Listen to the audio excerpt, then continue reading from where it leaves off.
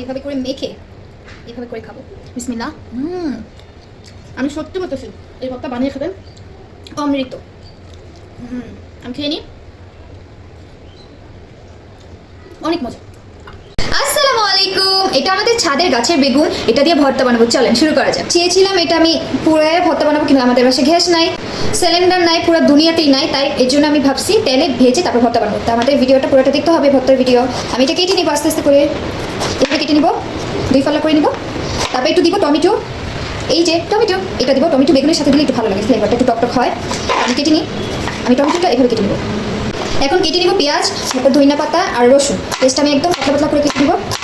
যে রসুন কেটে নেব আমি, পেঁয়াজ কাটা শেষ আমার। এখন আমি ধনিয়া পাতা কেটে নেব। কাটার পর চলেন চুলার সামনে দেখা হবে। টাটা। প্যান বসিয়ে দিয়েছি চুলায়, এখন শুরু করা যাক। চলুন আমি তেল দিয়ে দেবো, হালকা হালকা তেল দেবো। শুকনো মরিচটা আগে ভেজে নেব।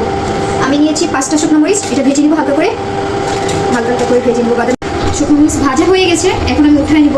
আপনারা যখন সুন্দর সুন্দর কমেন্ট করেন, আমার অনেক করতে ভালো লাগে। বেশি বেশি করে শেয়ার করবেন আর বেশি বেশি কমেন্ট করবেন। এখন আমি বেগুনটা দিয়ে দেবো,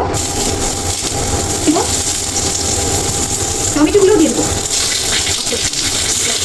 একটু দিয়ে দিব হলুদ পরিমাণে, হালকা দেবো।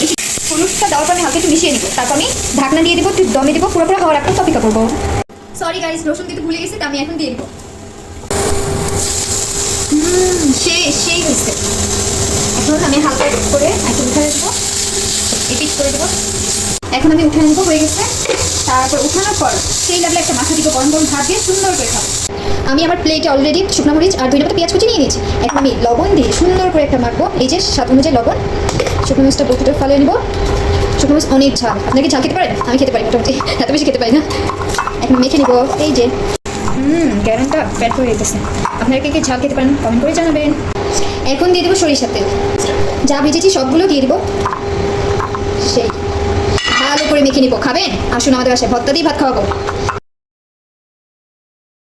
অনেক অনেক গরম, ফুদিয়ে নিতে হবে আস্তে আস্তে। সেই এই যে গরম গরম ধোয়া ওঠা ভাত, ভাত নিয়েছি আমার পরিমাণ অনুযায়ী। আর এই যে আমার ভর্তার লুক, খেতে মন চায়? আসে পরে আমি একটু ভর্তা নেবো। এই যে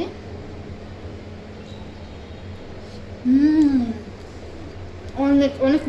আমাদের গাছের বেগুনের ভিডিও আপনাদের যদি ভালো লাগে, লাইক কমেন্ট অ্যান্ড শেয়ার করবেন আর সুন্দর সুন্দর কমেন্ট করবেন। ওকে, আল্লাহ হাফেজ, দেখা হবে নেক্সট ভিডিওতে।